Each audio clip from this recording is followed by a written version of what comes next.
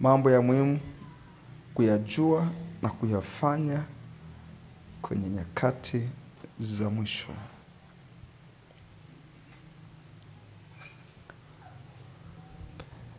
Matendo ya Mitume sura ya 2 mstari wa 16.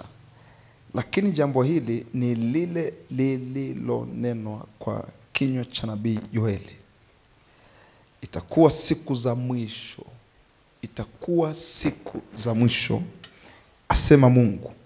Nitawamwagia watu wote roho yangu, na wana wenu na binti zenu watatabiri, na vijana wenu wataona maono, na wazee wenu wataota ndoto.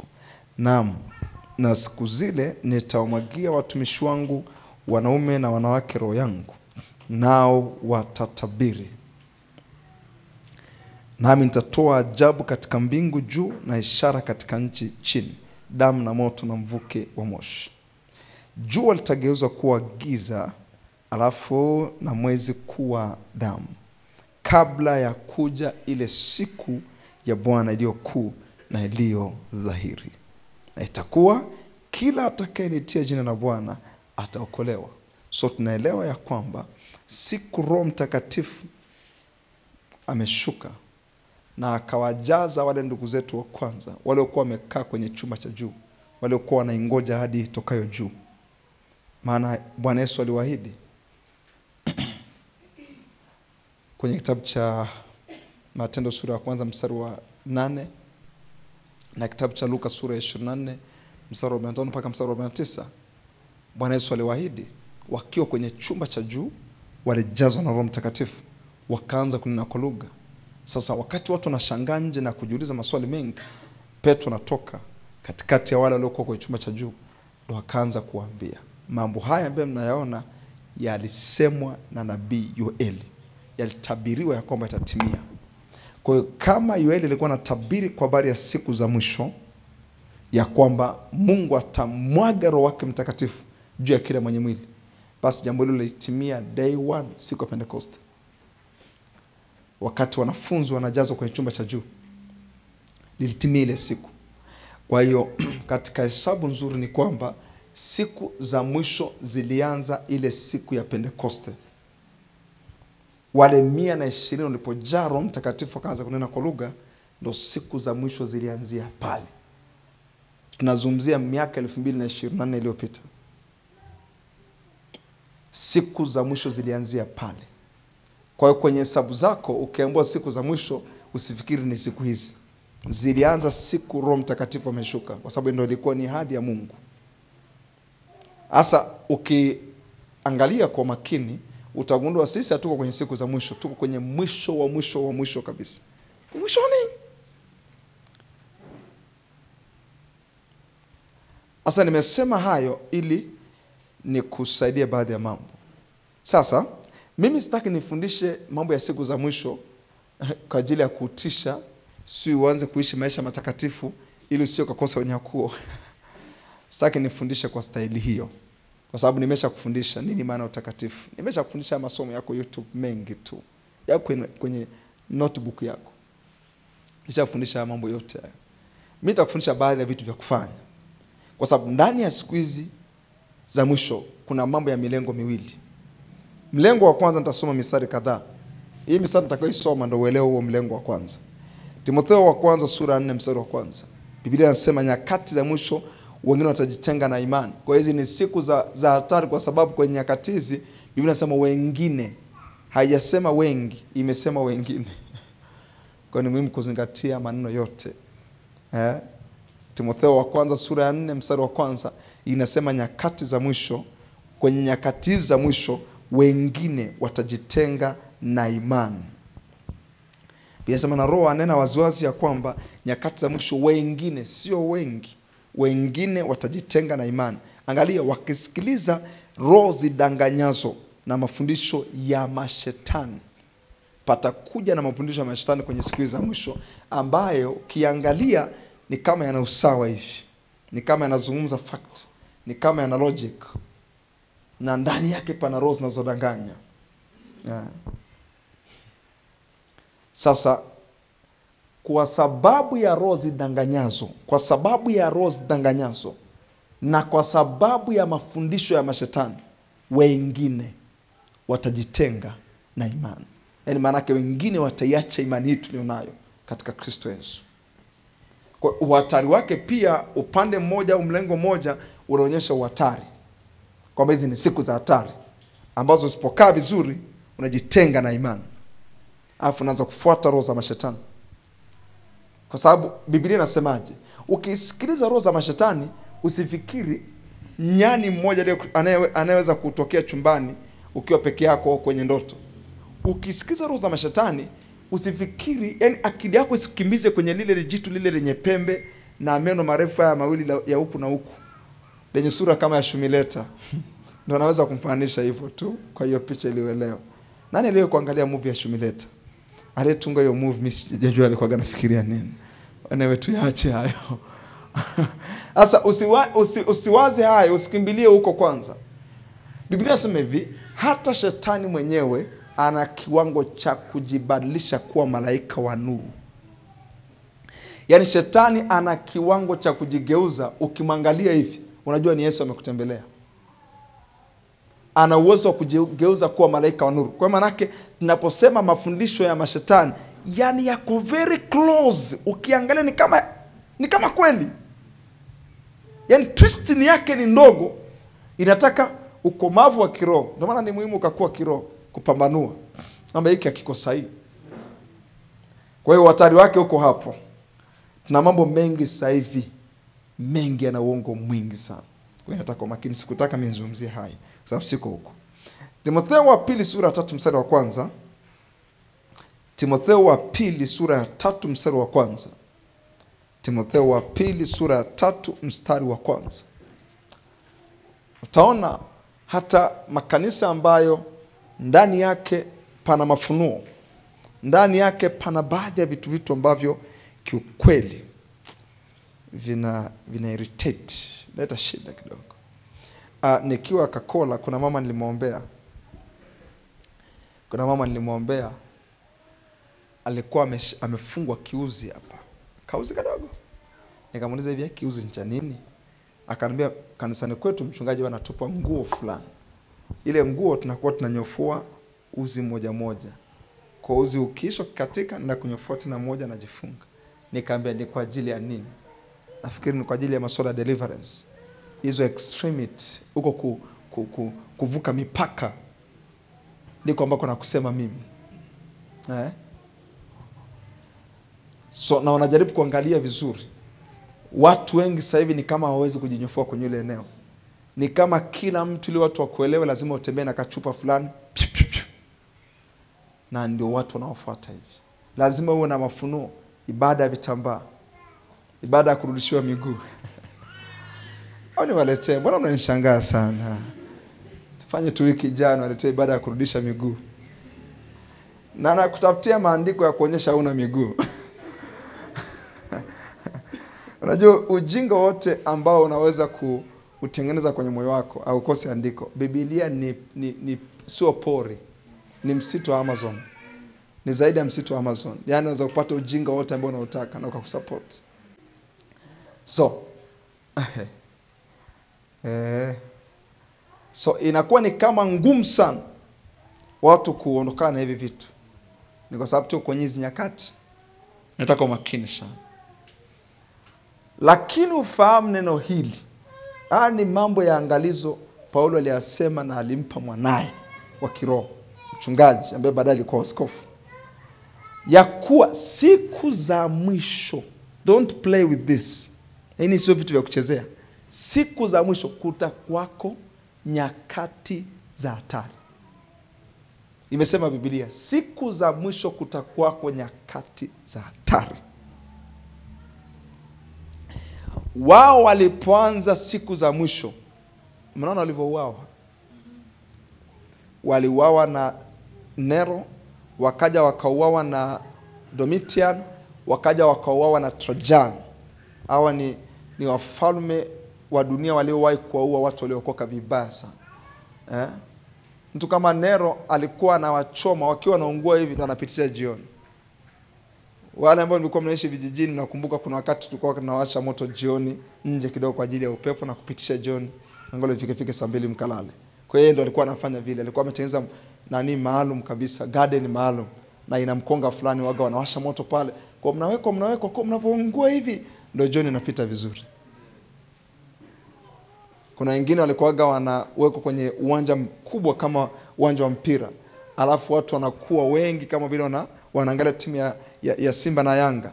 Alafu mnakuwa mnaambua wa Kristo. Sasa tukitaka kujua kama nyinyi ni wa Kristo kweli mna Mungu, tunawaachia Simba upande huu na nyinyi upande huu. Kwa atakayeweza kuvuka kutoka hapa kwenda upande ule na akavuka wa Simba, basi wao wameokoka kweli. Kwa akawa wanatolewa Kristo, wanaenda, wakiwa wanaenda hivi wanakatwa na Simba, wanaliwa vibaya sana. Damu zinabaki tu chini. Hizo zilikuwa nyakati za hatari. Nyakati za hatari. Paulo alikatwa kichwa. Inasemekana Petro kuna historia nilikuwa naisoma mahali. Petro alikufa almost closely kama Yesu alivyokufa msalabani. Walimuua vile vile.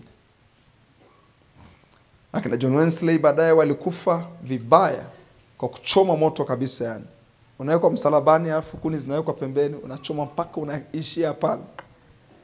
Sasa kwetu kuna mambo mengi ambayo yanaweza kuwa ni tofauti na wakati ule, lakini hayaondoi usahihi kwamba tuko kwenye nyakati za hatari. Huo ndio kweli sasa, tuko kwenye nyakati za hatari. Yamkini za kwetu zinataka tu discernment, zinataka uwe na uwezo wa kupambanua mambo ya rohoni, ndio kajua kuna hatari huko ndani. Sio nyakati nzuri sana. Yes, kwa mfano kwa wale ambao mnafuatia mitandao ya kijamii, unaona damu zinavumagika kila mahali. Angalia watu wanavyokufa. It's more than exposure. Ni zaidi tu ya social media, ni zaidi ya utandawazi. Yaani vinavyofanyika ni zaidi ya kusema kwa sababu tuna utandawazi. Unaona viko extra. Vimeenda mbele sana. Na ni watu kama vile hawana mioyo ya kawaida kwenye siku hizi. Ni kama hawana mioyo ya kawaida. Yes, it's true.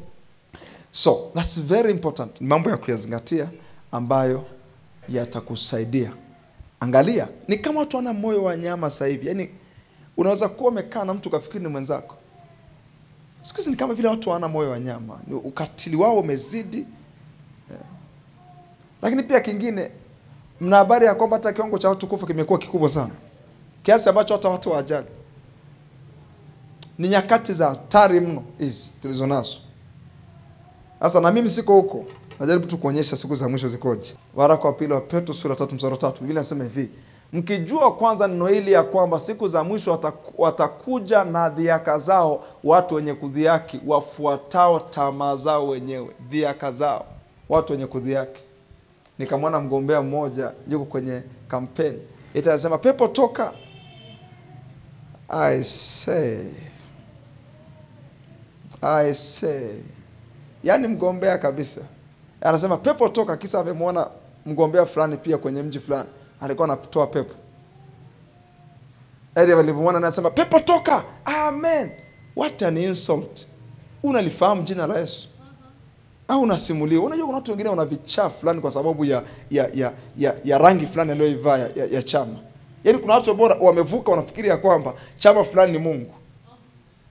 Yaani mpaka anafika level ana insult jina la Yesu kwa sababu ya chama fulani. Yaani kwa sababu amevaa sare fulani, anajua sare haiwezi kuniacha. Hii sare itanisimamisha tu. Eti kwa jina Yesu pepo toka. Sasa nikamwona mpumbavu mmoja alikosa mwelekeo wa maisha. Unajua kuna pepo kumrarua mtu kama alivyorarua wana wasikewa, na kuna kumrarua mtu rohoni. Utasema kwa jina la Yesu pepo toka, wanakuambia wewe ni nani? Yeye anaanza kufikiria ametoka pale yuko sawa. Hatuwezi kujua kama yuko sawa. What if kama pepo anasema unasema kwa jina la Yesu pepo toka. Unajua na pepo wenyewe anakasika, unasemaje una adabu? Unatutoaje sisi? Kwa maana uwezo kurudia. You never know yule jamaa amerudiwaje na pepo. Dhihaka hizo sasa. Dhihaka hizo. Yaani maana yake mtu anadhihaki mbele za watu. Mmeona sasa hivi jina la Yesu linavyotumiwa kwenye vichekesho. Na mimi niwaambie kitu, ni kitu cha kiroho. Kwa nini jina la Yesu siku hizi linatumiwa kwenye vichekesho vingi? Jesus, amsikia hilo neno? Kwa nini nyamwa? Msijifanye wa kiroho mbele yangu. Jesus, Lord Jesus. Vitu vya kipumbavu mpaka vile ambavyo ni vya kishenzi kabisa. Alafu mtu yuko Lord Jesus. Hawana jina jingine la kulitumia pale zaidi ya Yesu. Kwa nini? Kwa nini vichekesho vingi sasa hivi vinamweka Yesu mle ndani? Ni ili kupunguza uzito wa lile jina. They are fighting to do so. Habari njema ni kwamba kwa jina la Yesu kila goti litapigwa. Kila ulimi utakiri kwamba Yesu ni Bwana. Ukilisema kwa mzaa utashangaa umeokoka kwa mzaa huo. Huwezi kuondoa relevance ya jina la Yesu kwa sababu ya ujinga wako na agenda za kuzimuni. Biblia inasema tumepewa jina moja, sio jina la Trump wala sio jina la Putin, jina moja tu. Jina moja tu ambalo kwa hilo wanadamu wote wataokolewa, ni jina la Yesu. The only one relevant name on the face of the earth, moja tu, ni Yesu. Asa ndo dhihaka ziko nyingi kwenye nyakati za mwisho. Watu wanadhihaka sana kwenye nyakati za mwisho. Ndio maana hata sasa hivi angalieni kwa makini, hata kuombea watu wakafunguliwa pepo makanisani imekuwa ni jambo la kawaida. Yani la kawaida mpaka nimekosa thamani. Nani alina uzito wote kwa sababu ya dhihaka. Asa hizi siku za mwisho kutakuwa na watu wenye kudhihaki. Haya, angalia sasa hivi dhihaka ni nyingi. Sasa utaona yani mtu anataka tu apate follower, lakini namna kupata follower eti ni kufanya shooting za mambo ya kanisani. Eti anashoot mtu akiwa anaomba, eti afu Wakristo wanafikiri eti ni vichekesho bwana. Ili unashoot vitu vya kanisani, unavipeleka kwenye social media ili upate follower. Mpaka unafika level vijana wa kanisani analala chini namna watu wanaomba makanisani, mwingine hizo ni dhihaka. Hayo mambo yanapatikana kanisani, kwa nini wapeleke nje? Na kwa nini utumia hayo mambo kutafuta follower? Hizo ni dhihaka. Watu hawajui kama ni roho za pepo zinawaingia. Wapishe hizo dhihaka. Umewahi kujiuliza maswali? Unatafutaje habari za kanisani ukazipeleka kama mzaha au utani kwa mitandao ya kijamii? Umewahi kuwaza huyo mtu ana shida gani? Yaani umekosa habari kwenye jamii unazitafutia kanisani. Kwa maana yake unawafanya watu, unaona kwenye comment watu wanaandikaga hivi, I'm proud to be a Muslim. Kwa sababu mtu mmoja alichukua video ya kanisani akaipeleka mambo ya ndani, ameyapeleka kule mpaka Muislamu anasemaje, I'm proud to be a Muslim. Yaani ninajisikia fahari kwa Muislamu. Wakristo wengi wanafanya vitu vya ajabu. Mimi nawashangaaga, unajua. Unapeleka kitu cha ndani na kipeleka nje, kinasababisha dhihaka. Utakuwa na roho za dhihaka, zingine zinatokea ndani ya kanisa, zingine nje ya kanisa. Lakini habari njema ni kwamba Yesu ndiye mfalme wa dunia hii. Yasema mkuu wa wafalme wa dunia. Umesoma mstari? Yesu anaitwa mkuu wa wafalme wa dunia. Yesu ni mkuu wa wafalme wa dunia. Huwezi kuondoa uhitaji wake. Mathayo sura ya 24 mstari wa 12. Sasa huo ni upande wa hatari kwenye siku za mwisho. Mathayo sura ya 24 mstari wa 12. Mathayo sura ya 24 mstari wa 12. Na kwa sababu ya kuongezeka maasi, upendo wa wengi utapoa. Kwa hiyo maana yake siku za mwisho pataongezeka maasi. Nini maana maasi? Maasi tunaweza tukasema iniquities, violation of laws, kwenda kinyume na sheria, kwenda kinyume na taratibu, na kwenda kinyume na neno la Mungu. Maasi yatakuwa mengi kwenye siku za mwisho. Na kwa sababu ya kuongezeka maasi, upendo wa watu kwa Mungu utafanyaje? Utapoa. Sababu huwezi kuwa na uasi ndani na ukawa na upendo wa Mungu. Haiwezekani. No, kwa sababu dhambi ni uasi. Kama kuna dhambi ndani ya moyo wako patakuwa na uasi kwa sababu ya kuongezeka maasi. Kwa hiyo kwa kifupi ni kwamba siku za mwisho maasi yataongezeka. People will be so rebellious. So rebellious. Wanaenda nje ya taratibu, wanaenda nje ya sheria, wanaenda nje ya neno la Mungu, tena kwa makusudi kabisa. Kwa sababu ya kuongezeka maasi, upendo wa wengi utapoa. Kwa maana kwenye siku hizi hatari, upendo wa wengi utapoa. Lakini pia kuna upande mzuri wa siku za mwisho ambao sitaki pia mkose kujua. Matendo sura ya 2 mstari wa 17. Upande mzuri wa siku za mwisho ni kwamba Mungu atamwaga roho wake kwa kila mwenye mwili. Huo ni upande mzuri. Hiyo ni habari njema. Pamoja na yote haya, lakini something will happen. Jangwa litageuzwa kuwa shamba lizaalo, na shamba lizaalo litageuzwa kuwa msitu mkubwa. Hukumu itakaa katika jangwa, bali haki na amani vitakaa katika shamba lizaalo. Isaya sura 32. Isaya sura 32 mstari wa 15. Kushuka chini. Kwa hiyo ni habari njema ya kwamba pamoja na hayo yote, siku za mwisho Mungu ameahidi kumwachilia roho wake mtakatifu. Na hebu angalia Isaya sura 32 mstari wa 15, ili ujue kumwagwa kwa Roho Mtakatifu sio jambo dogo. Sitakage msahau hii mistari, kwa sababu hii mistari ndio fungu lako la siku za mwisho. Sio jambo dogo. Angalia hapo, hata Roho atakapomwagwa juu yetu kutoka juu, hata jangwa litakapokuwa shamba lizaalo sana. Kwa hiyo manake Roho Mtakatifu anaachiliwa kwenye siku za mwisho ili jangwa ligeuzwe kuwa shamba lizaalo sana. Kwa hiyo manake you must be a fruitful field. Ni lazima kwenye siku za mwisho uwe shamba lizaalo sana. Yaani kama wewe ni mfanyabiashara, unakuwa kwenye biashara unakuwa ni shamba lizaalo sana. Kama wewe ni mchungaji kwa eneo la huduma, unakuwa ni shamba lizaalo sana. Kama wewe ni kiongozi wa kisiasa, ni shamba lizaalo sana. Kwa Roho amemwagwa ili jangwa ligeuzwe. Pasiwe na jangwa, pasiwe na ukame, pasiwe na kunyauka kwa vitu, pasiwe na kudhoofika kwa vitu, ili kila moja kwenye wito wake awe shamba lizaalo sana. Sema kwa sauti, shamba lizaalo sana. Sema kwa sauti, nitazaa sana. Sema kwa ujasiri, nitazaa sana. Yaani maana yake hiki ambacho nakizaa sasa hivi hatujawahi kuona bado namna unavyopaswa kuzaa. Yaani hivi unavyozaa sasa hivi ni introduction tu, hujaanza kuzaa. Mwambie jirani yako, sijaanza kuzaa bado. Mwambie hujaona bado. Lakini lazima uchangamke pia, kwa sababu siku za mwisho jangwa lapaswa kuwa shamba lizaalo. Kwa maana yake mimi mtu mmoja Ibrahim Amas napaswa kuwa shamba lizaalo sana. Alafu kwa wale ambao watapandisha viwango, niliwahi kuwafundisha kwa habari ya viwango vya ujazo wa Roho Mtakatifu. Kuna viweko vya miguu. Ni wale ambao ukimwambia ujazo wa Roho Mtakatifu lazima uendelee kumwasha kama generator. Anataka ibada nyingi, ibada mbalimbali. Ni wale wa inataka tu wiki mbili tu imeshazima. Ni viweko. Ni level ya magoti pia. Kuna level ya kiuno. Kuna level ya viweko, kuna level ya magoti, sawa? Kuna level ya kiuno, alafu kuna mtu usiovukika. Sasa wale ambao wataenda kwenye level hiyo, yupo kwenye Ezekiel sura 47.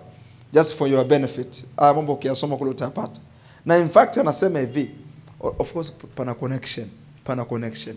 Kwa sababu kwa wale ambao watajaa Roho Mtakatifu kwenye siku za mwisho. Nazungumzia kujaa Roho Mtakatifu mpaka vile kunena kwa lugha barabarani.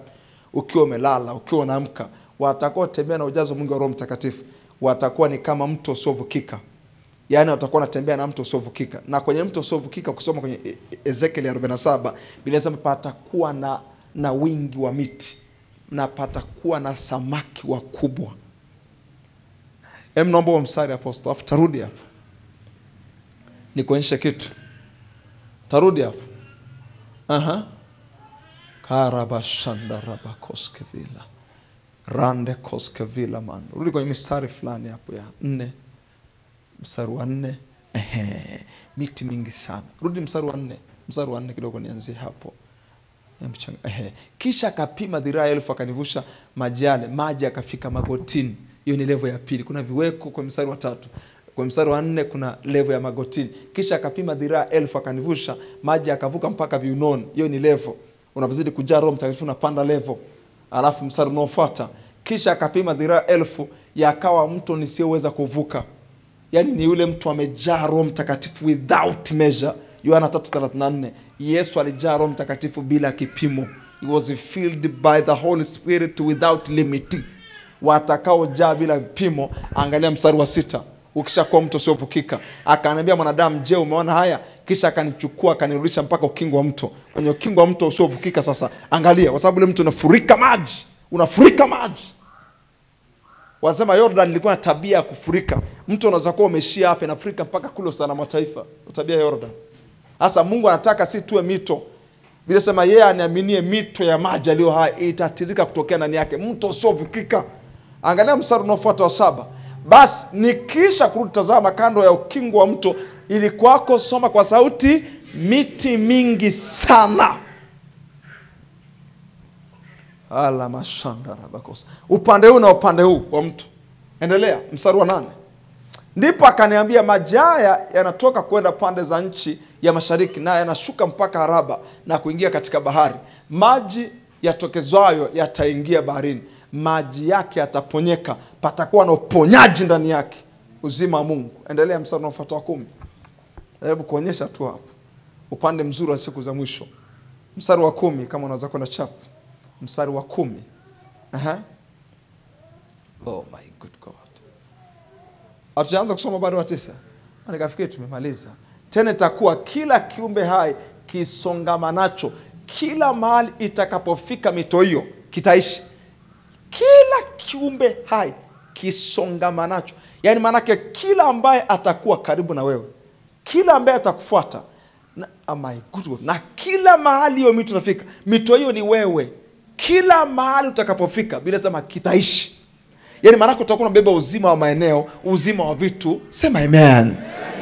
Biashara haiwezi kufa ukiwa umejaa Roho Mtakatifu. Kutakuwako na nini? Msome kwa sauti. Kutakuwako na nini? Wingi mkubwa wa samaki. Hayo ni matokeo. Kwa sababu maji haya yamefika huko, maana maji yake yataponyeka na kila kitu kitaishi popote utakapofika mto huo. Uone upande mzuri wa nyakati za mwisho. Mungu ameahidi. Turudi kwenye Isaya 32 mstari wa 15. Isaya 32 mstari wa 15. Mantakasopeliske vila angaria sovrahila hela gana magada baragada. Hizo ndo lugha za siku ya mwisho. Haya, inasema hivi, jango utakapokuwa shamba lizaalo sana, nalo shamba lizaalo sana litakapohesabiwa kuwa msitu. Kwa maana yake Mungu amekusudia kwenye siku za mwisho uende kwenye level ya kuwa msitu mkubwa. Sema hili ni fungu langu Ongeza sauti kwa jasiri. Alagana masakatafa. Hatuwezi kubaliana na matokeo madogo kama kuna ahadi kama hizi. Huu ndio uzuri wa siku za mwisho. Mstari unaofuata wa 16 nikuonyeshe kitu. Ndipo hukumu itakaa katika jangwa. Yaani sio kama Mungu atakuja kwanza kusema hivi na hukumu hivi na hivi. No. Ile level ya ujazo wa Roho Mtakatifu inapeleka hukumu kwenye jangwa. Maana yake toka umejaa Roho Mtakatifu jangwa limehukumiwa. Hiyo ni siri. Toka siku umejaa Roho Mtakatifu ukame umehukumiwa. Kwa Mungu hata kuelewa kama una ukame kwenye maisha yako. Toka siku umejaa Roho Mtakatifu. Na shetani asiyeka kudanganya. Haki itakaa katika shamba lizaalo sana. Haki maana yake ni ufunuo wa Mungu mwenyewe. He will be there. Huwezi kuonewa. Hapata kuwa na uonevu. Imesema haki. Yes. Alafu mstari unaofuata wa 17. Na kazi ya haki itakuwa amani, na mazao ya haki yatakuwa utulivu na matumaini daima. Ndio vitu vitakaa na wewe. Hii ndio habari njema ya siku za mwisho. Sasa nimalize huo utangulizi, maana nimezungumza sana. Kwa dakika 20 ambazo ziko mbele yetu nizungumzie mambo kadhaa sasa. Mambo ya muhimu kuyajua na kuyafanya. Jambo la kwanza.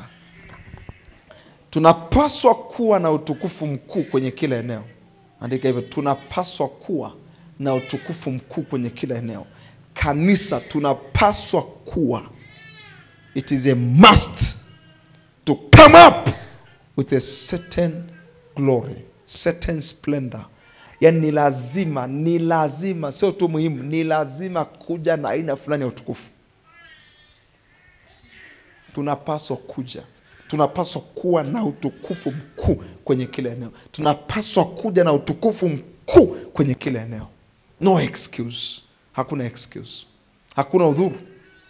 Kila mmoja mfanyabiashara unapaswa kuja na utukufu mkubwa. Sema amen. Watu wa huduma unapaswa, yani ni lazima kuja na huo utukufu kwenye siku za mwisho. Hakuna excuse, hakuna udhuru. Siku moja niko Coca-Cola naomba, niko hotelini. nikawa nanena kwa lugha, nikasikia sauti inaniambia great end time harvest. Nasikia maneno, mavuno makubwa ya siku za mwisho. Nikasikia maneno, nikamwambia Mungu, kama Yesu amebakisha hata kama ni miaka 2 au 3, nipe neema ya kufanya baadhi ya vitu vya mwishoni, yani vya mwishoni. Kwa sababu tukifanya vile vya kinyonge sana sio vizuri. That's why hata semina hizi za kwetu niliacha kuzifanya ndani.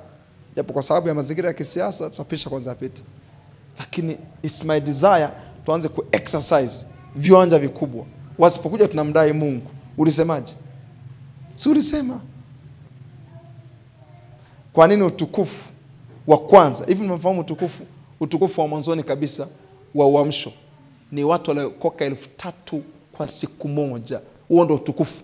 Alafu je, utukufu wa mwisho, kwenye mwisho huu ilipaswa kuwaje?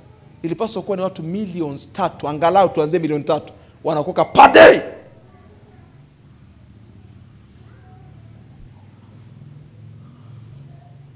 Kwa wafanyabiashara vivyo hivyo, unapaswa kuja na utukufu mkuu. Hagai sura ya 2 mstari wa 9. Na mistari nitakayokuwa nikisoma baada ya hapa iwe ni mistari yako ya msimamo. Simama kwenye mistari. Mdai Mungu. Usije kaniambia naomba sana mchungaji, unaomba nini? Lazima tuulize swali. Kwa sababu yamkini unalalamika au unalia sana. Kwa sababu unapoomba sana lazima ujue unaomba nini. Je, una hoja yenye nguvu? Hagai sura ya 2 mstari wa 9. Aya. Wafanyabiashara naweza nikaanzia mstari wa 8 ili mjue Mungu anazungumza kitu gani. Anawaconnect na kuwaleta mahali fulani. Alafu niambie hela haina ukiroho. You are deceiving yourself. Eti fedha haina ukiroho. Eti mtenge Mungu na hela. Ukimuunganisha Mungu na hela unakuwa maskini. Anajaribu kusema ukiwa wa kiroho sana unakuwa maskini.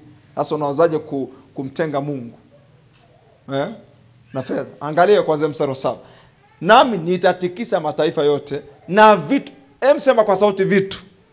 Unaweza kuelewa kwamba vitu havipaswi kuupisha kwa siku za mwisho. Mtu mmoja alisema hivi, ni kweli hatuingii mbinguni na magari, lakini lazima atupitie duniani. Nilimuelewa, sijajua nyinyi upande wenu. Ila mimi nilimuelewa, ni kweli mbinguni hauendi na magari. Lakini kama alisema vitu vinavyotamaniwa na mataifa yote vitakujia, maana yake Mungu atafanya hivi. Alafu watu mataifa mengine, mataifa ni kama watu ambao hawajaokoka. Uchumi wako unafanya vinakuangukia wewe. Pokea. Mungu amesema atatingisha kiberiti. Vitu vinaanza kudondoka. Au hamjawahi kuvuna embe? Wale ambao mwembe ni wa nyumbani kwenu na embe zimekoma, ulikuwa unafanyaje? Unatikisa tawi alafu embe zinaanguka, mnazichukua mnda kuzifundika. Si ni sawa Naye amesema atatikisa mataifa yote. Atatikisa kama. Yaani cha msingi ni kwamba usiingie mbinguni hauna kiwanja. Atatikisa. Enyi watu ninyi. Atatikisa tu kama ili angalau usiondoke duniani ulikuwa hujasajiliwa nchi yote. Unajua kama una kiwanja maana yake hujasajiliwa nchi yote. Wewe ulikuwa ni mkimbizi tu duniani. Na amesema kwenye siku za mwisho atatikisa mataifa, alafu vitu vyote vinavyotamaniwa na mataifa yote vitafanyaje? Sema vina miguu. Sema vina akili. Aya, sema kwa sauti njoo. Ala masekeskovila. Unasema hivi, yani walokole na akili zao eti njoo. Ngoja nikwambie kitu. Mbona wewe umekuja kanisani? Umekujaje? Nilikuita hivyo hivyo njoo.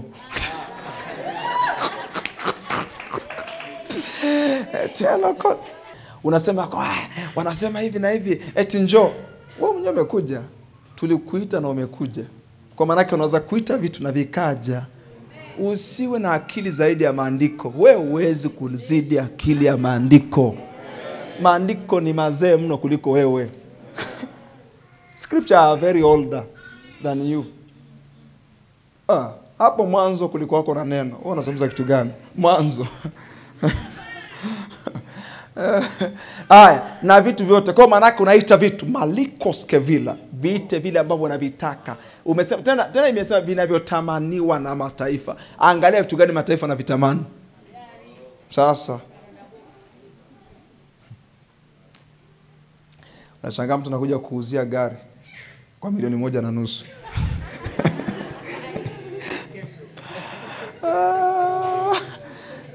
Mfahamu Mungu. Aya. Nami nitaijaza nyumba hii. Ukisikia neno nyumba usikimbie kanisa, si jengo. Wewe ni nyumba ya Mungu. Sisi ni hekalu la nani? La Mungu aliye hai. Mimi ni hekalu la Roho Mtakatifu. Kwa anaposema nitaijaza nyumba hii utukufu, zifikiri ABC nyanga kivulini. Wewe mmoja atakujaza tukufu. Unatembea mtu mmoja utukufu wa Mungu umejaa. Tena amesema atakujaza kama anavyojaza maji kwenye jagi. Asema Bwana wa majeshi atakujaza. Nyumba ni wewe, kwa sababu wewe ndio hekalu la Mungu. Ngoja niwaambie kitu kimoja. Kuna watu walevi walikujaga hapa mwanzoni, wakalifanya ile eneo likawa grocery. Mwanzoni. Yes. Pakaitwa baa, sababu walevi walikuwa wanakusanyika hapa. Aha. Kuna watu wengine wenye utukufu wakaja likawa kanisa mahali penye utukufu. Kwa maana yake maeneo sio kwamba yana utukufu, sisi ndio tunageuzia status. Simple. Sisi ndio tunayafanya yao hivyo.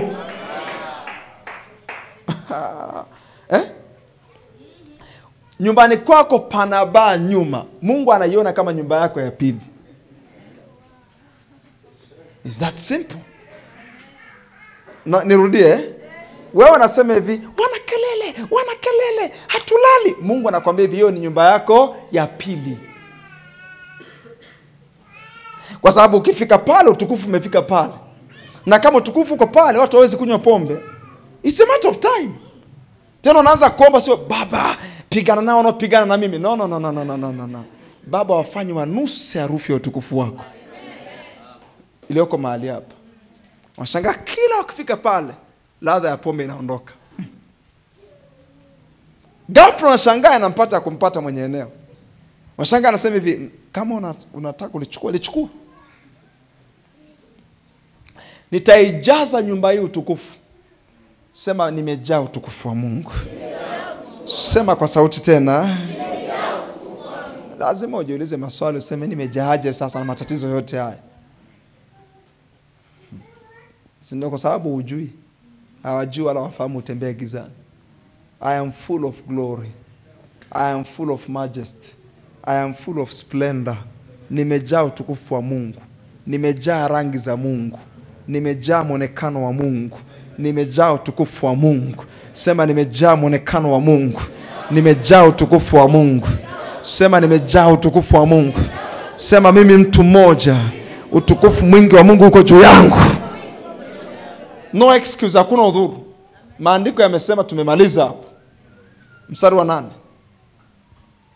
Hizo ni siku za mwisho. Fedha ni mali yangu. Maanake fedha ni ya kiroho, kwa sababu Mungu ni roho.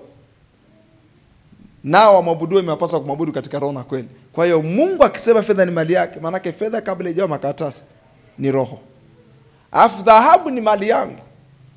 Waganga wakawadanganya wanajamii, wakaambia hivi, hakuna dhahabu bila uchawi, kwa sababu walikuwa wanajua dhahabu ni ya kiroho. Ndio, waganga sio kwamba wana ujinga mwingi sana. Wana roho za kishetani ambazo zimetwist mambo. Wanakwambia hivi, bila uganga huwezi kupata dhahabu. Maanake waganga wanajua dhahabu ni ya kiroho. Na Mungu anasema ni ya kwangu. Maanake Mungu anazungumzia masuala ya thamani hapo, azungumzia makaratasi. Kila chenye thamani kilichoko duniani ni cha kwangu. Mimi ndo mmiliki. Alafu anasema kitu gani? Ni mali yangu, asema Bwana wa majeshi. Alafu cheki alivyo ajabu Mungu. Alipomaliza kusema fedha ni yangu na dhahabu ni yangu, ni mali yangu, angalia mstari wa 9. Alafu wewe ndo unajiongeza. Unajua Mungu hataki yeye hawezi kujiongoza. Wewe ndo unajiongeza. Angalia mstari wa 9. Utukufu wa mwisho wa nyumba hii utakuwa ni mkuu kuliko wa kwanza. Nyuma amesema kitu gani? Fedha na dhahabu. Naomba nirudie. Kwa hiyo unaweza kudefine utukufu wenyewe umekaaje kaje. ni utukufu wenye hela.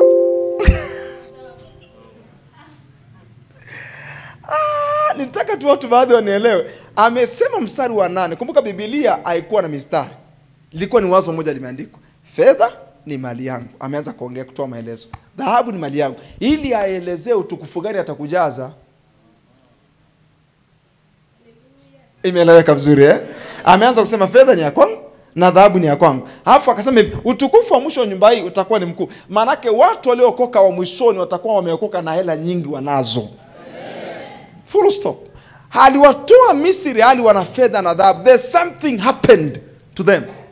Na hakuna ambaye alijikwaa. Sasa kama wenyewe wale wa jangwani utukufu unaobatilika, walipewa fedha na dhahabu na hapakuwa na mnyonge katikati yao. Anakuambia hivi, utukufu wa mwisho sasa wa kina Pastor Ibra wa nyumba hii utakuwa mkuu. Maana yake tutakuwa tunahubiri injili afu ni mamilionea. That's simplicity. Kuliko utukufu wake wa kwanza, asema Bwana wa majeshi. Na katika mahali hapa, I will give you prosperity, I will give you security, I will give you strength. Nitawapa amani, asema Bwana wa majeshi. Tunapaswa kuwa na utukufu mkuu kwenye kila eneo. Hakuna excuse. We sema na kukiri, tamka na kuamini hivyo. Jua na kujua hivyo. Simamia msimamo huo. Isemeshe biashara yako. Semesha kile neno la maisha yako. Simamia huo msimamo ya kwamba kwenye siku hizi za mwisho lazima nije na kiwango fulani cha utukufu wa Mungu. Na usiwe na udhuru. Wakolosai sura ya 1 mstari wa 26 na 27. Kuna kitu walikuwa wamefichwa kina Ibrahim. Alafu tumekuja kuandaliwa sisi wa siku hizi. Wa nyakati hizi. Yaani Mungu alikuwa ametusazia hivi vitu. Siri ile iliyofichwa tangu zamani zote na tangu vizazi vyote. Maana yake Nuhu hakuwa anaijua, Ibrahimu hakuwahi ku-experience, Isaka hakuwahi ku-experience, Yakobo hakuwahi ku-experience. Bali sasa, yaani Paulo anasema hivi kwa ile kanisa la kwanza, sasa imefunuliwa kwa watakatifu wake. Hii siri kwetu imefunuliwa. Alafu check hiyo siri mstari wa 27. Utaongea kitu gani? Mimi siwezi kuelewa. Ambao Mungu alipenda kuwajulisha. Amependa kukujulisha wewe wa nyakati hizi. Jinsi ulivyo utajiri wa utukufu. Link na Hagai 2:9. Utajiri wa utukufu wa siri hii katika mataifa. Nao ni sio Kristo juu yako, sio Kristo kanisani, sio Kristo kwenye ibada za katikati ya wiki, ni Kristo ndani yangu. Tumaini la utukufu. Maana yake utukufu unaosemwa ni Kristo. Kalisko vila. Na huyo Kristo nionyeshe kitu anaitwaga unsearchable riches. Ni utajiri usiopimika. Angalia hiyo kitu. Angalia utajiri wa utukufu wa siri. Paulo alipojua hilo akaanza kusema maneno. Tunaonekana kama hatuna, ila tunatajirisha wengi. Yaani Paulo akasema hivi, ni kama waga hatuna hela, lakini tukifika mahali hela zinakuja. Mnakuwa nazo. Kwa maana yake ni kama hatuna hela lakini tunawaletea. Kala gada barakadaba. Utajiri wa utukufu wa siri katika mataifa nao ni Kristo ndani yetu. Okay, anyway, nionyeshe kitabu cha Efeso sura 3 mstari wa 8. 3 mstari wa 8. Efeso 3:8. Lazima uje na utukufu mkubwa kwenye siku za mwisho. Efeso sura 3 mstari wa 8. Mimi niliye mdogo kuliko aliye mdogo wa watakatifu wote ambaye ni Yesu. Huyo ni Paulo huyo. Anasema nilipewa neema hii ya kuwahubiria mataifa utajiri wake Kristo usiopimika. Yaani maana yake tukisema Kristo tunazungumzia utajiri usiopimika. Ndio maana walipomwambia Bishop Oyedepo ana utajiri mkubwa kuliko wachungaji wote duniani, akawaambia hivi, toka lini mmeweza kupima utajiri wangu? Kwa sababu utajiri wangu kimaandiko haupimiki. Nyewe mmesemaje worthy, unaonaga riches worthy of US dollar milioni kadhaa. Kwa maana yake wanathamanisha utajiri wake kwa dola hizi za kidunia, za Kimarekani. Akamwambia toka lini utajiri wangu unapimwa kwa dola? Kwa sababu ni Kristo, ni utajiri usiopimika, unsearchable riches. Hao ndio baba zetu. Sisi tunasema utajiri ni hela za kuhesabu. Wao walikuwa wanasema ni Kristo, unsearchable, ni utajiri usiopimika. Mpaka utakapoyafahamu haya, utaona hela inakuwa mtumwa kwako. Watu nyumbani kwangu wamenisikia nikisema mara kadhaa kwamba fedha imeshakosa thamani kwangu. Imeshakosa thamani kwangu. Nyingi inakuja, nyingi inaenda. Ni kwa sababu Kristo ni utajiri usiopimika na unao ndani. Na huo ndio utukufu wa siku za mwisho. Nikikwambia uwezi kuishi maisha madogo, niamini afu muamini Mungu. Kwa sababu kwa nini umempokea Kristo? Ukumpokea uwe na maisha madogo. Too late to be timid. Umechelewa tayari kuwa mnyonge, dhaifu. Hayo ni masuala ya dini. That's why hata hatuombi kidini tena. We pray boldly. Kwa sababu Kristo ndani yangu ni hekima za Mungu, ni nguvu za Mungu. Yes. Tunakwambia, anatolea ujasiri wapi? Kwa sababu yeye ameshaamenishwa kwamba ili aombe lazima apige magoti, lazima aanze kupepesa. Tutakuchapa kofi kama tuelewi. Siku za mwisho, Biblia inasema hivi, watu wangu wanajitoa kwa hiari, siku za uwezo wao. Maana siku za mwisho ni watu wanajitoa kwa hiari, in the days of power. Hizi siku za uwezo ni mtu anaamka kitandani malikos kefe, barande kopa, salika na masekote. Hiyo ndo jamali imeamka, that's a good morning. Hiyo ndo habari za asubuhi. Utakuwaje na maisha madogo baada ya kumpokea Kristo? Daniel sura ya 11 mstari wa 32. Daniel sura ya 11 mstari wa 32. Unazuiwa kufanya mambo madogo. Nazuiwa kabisa. Pana zuio kubwa la kiroho. Anasema, nataka nikuonyesha, angalia part 1 na part 2. Na wao wafanyao maovu juu ya hilo agano atawapotosha kwa maneno ya kujipendekeza. Lakini watu wamjua Mungu wao. Kwa maana kuna watu watakaopotoshwa na kuanguka. Alafu kuna wengine wanaowekeza kumjua Mungu wao. Imesema Biblia yako watakuwa hodari. Alafu na kutenda mambo makuu. Kwa maana watu wa siku za mwisho wana excuse. Watatenda mambo makuu. Hamna excuse. Zaburi 102 mstari wa 16. Kwa nini kila siku nakuja ibadani? Kwa nini? Kwa nini uko ibadani hapa? Kwa nini unakuja kusikiliza neno la Mungu? Nataka nikupe siri. Zaburi 102 mstari wa 16. Hii ndio siri nataka nikupe. Kwa nini kila wakati nakuja ibadani? Kwa nini uko mahali hapa? Unafikiri kwa nini mimi sifundisha yale masomo ya kukutia moyo? Unajua masomo mengi ya watumishi wa Mungu ni ili baadaye akaombee watu. Yaani anafundisha somo ni zuri kabisa, lakini ni ili baadaye lilete fire. Na utagundua hapo kija kuanzia mwanzo wa somo mpaka mwisho wa somo ni kwa ajili ya kukutengeneza, sio kwa ajili ya kuja kutoa pepo mwishoni. Umepata point yangu? Masomo mengi yanatungwa ili akimaliza afanye demonstration. Hayo ni kwa ajili ya kufariji na kutia moyo. Kuna masomo ni kwa ajili ya kumake. Ni kwa ajili ya kutengeneza mtu. Somo ambalo, kwa sababu hapa nikianza kufundisha inatosha. Zaburi 102 mstari wa 16. Angalia, kwa nini unakuja ibadani mara kwa mara? Kwa nini unakuja kanisani mara kwa mara?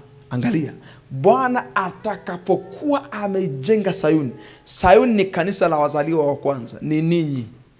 Atakapokuwa ameijenga, yuko busy na kujenga. That's why upo hapa kanisani.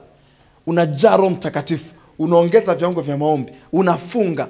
Yuko busy kujenga, yuko busy kujenga. Atakapokuwa amejenga, amekujenga, ametosheka, angalia, atakapoonekana katika utukufu wake. Manake Mungu akimaliza kumjenga mtu, anakuja katika utukufu. Mwisho wa kujengwa mtu ni udhihirisho wa utukufu wa Mungu. Full stop. Angalia Kiingereza chake inasemaje? Kiingereza chake inasemaje? When the Lord shall build up Zion, he shall appear in his glory. Number amplified. Harabashanda. Okay, message. Turudi kwa message kidogo afu tutaenda tu. When the Lord, okay, when God rebuilds Zion, when he show up in all his glory. Niko nataka ile neno pia all.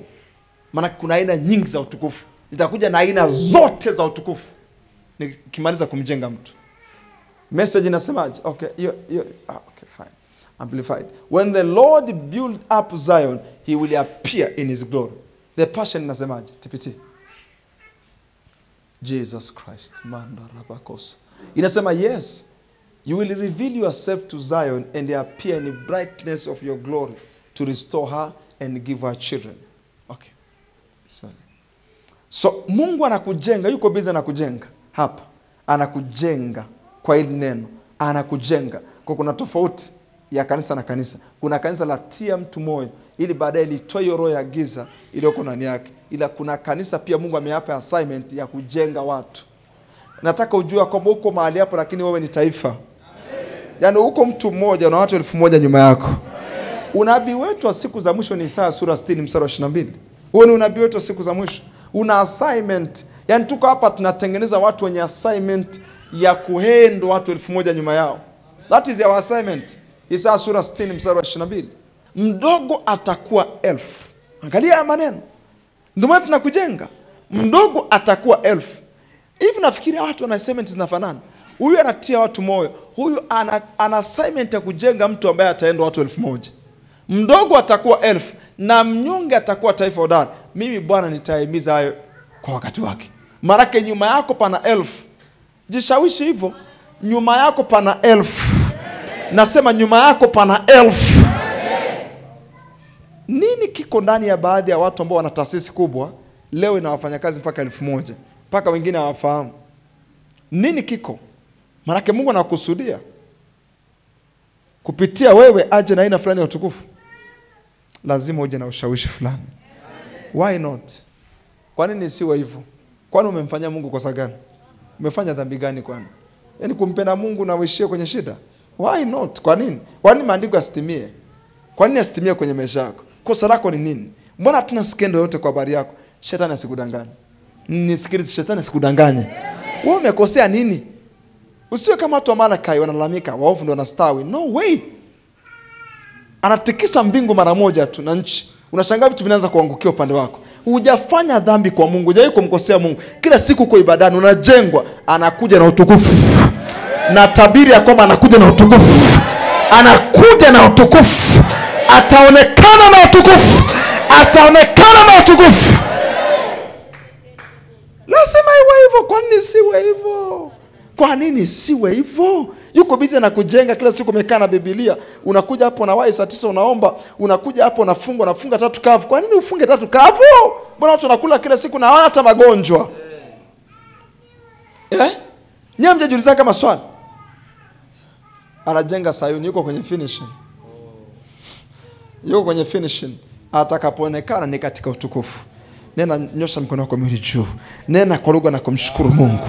Siku za mwisho nakuja na utukufu. Maisha yangu yanakuja na utukufu. Biashara yangu inakuja na utukufu. Manda rabakosa. Mungu ananijaza utukufu wa siku za mwisho. Natembea na utukufu wa siku za mwisho. Nakuja na utukufu wa siku za mwisho. Alaka neseketele magoba kana sikovela. Rikanama seketea. Nena kwa lugha. Inua sauti yako. Tuna dakika kama 5 hivi. Elusa vila. Embra katasove. Rikana masaka. Hizi nyakati za kutoka neema kwenda neema, utukufu hata utukufu, viwango hata viwango. Rekene maskovila. Rikana masekete. Rikorobo shikaraba. Rikana masakata. Rikana masekete. Mjambia maisha yangu yanakuja na utukufu. Yanakuja na utukufu. Yanakuja na utukufu. Yanakuja na ukuu. Yanakuja na ukuu. Yanakuja na ukuu. Mitume waliitwa wapinde ulimwengu. Sisi tunaubadilisha ulimwengu. we turn this world upside down. Rekonasia suvo, popote atakapotuangushia Mungu, tunaleta mabadiliko, tunaleta mgeuko, tunarudi na utukufu Bwana. Hatukai kwenye maombi bure, hatukai kwenye mifungo bure, hatukai kwenye neno bure, hatukai kwenye ibada bure, hatukusanyiki na nai bure. Reko na masekete aramakata, hatuamki alfajiri bure, hatukeshi bure, hatuamki usiku wa manane bure, hatukai kusikiliza mchungaji bure. Reka na masakataya riko robo sika, hatukai na neno bure. Kuna tukufu Bwana ameuandaa nyakati za mwisho, kuna tukufu Bwana ameuandaa siku za mwisho, kuna kitu Bwana amekuandaa kwenye siku za mwisho, kuna tukufu Bwana ameuandaa. Aya shekariba, nena kwa lugha kwa dakika kama 2, mwambie Yesu asante, maana maisha yangu yanarudi na utukufu, yanakuja na utukufu, yanakuja na utukufu. Mjambie biashara yangu inakuja na utukufu. Karamasea, kama ni huduma inakuja na utukufu Tanzania. Kwa nini siwe hivyo?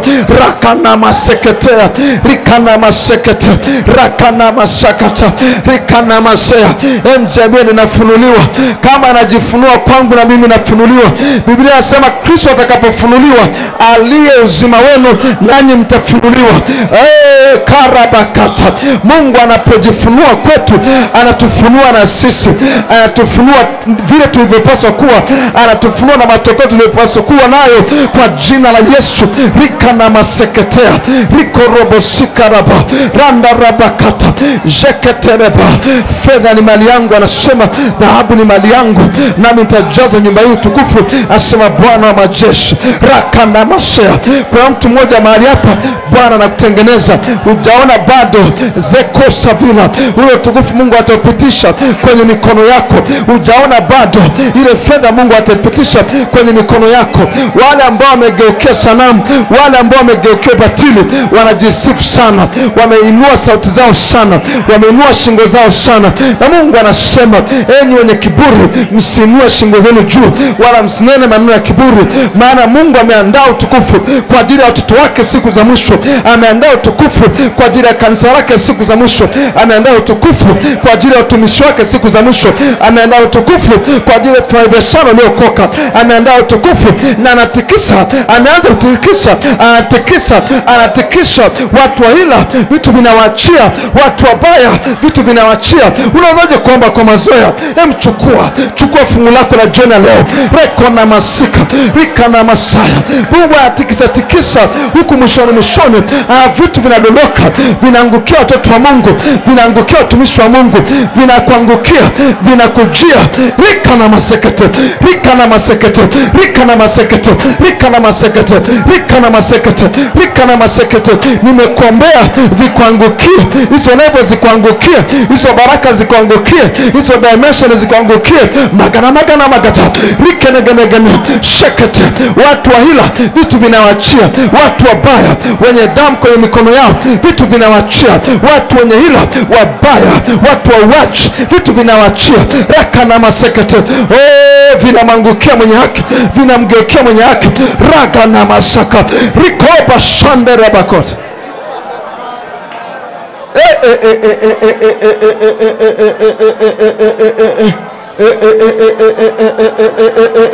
Huwezi kuwa maskini, huwezi kuwa mhitaji, mambo yako hawezi kukwama.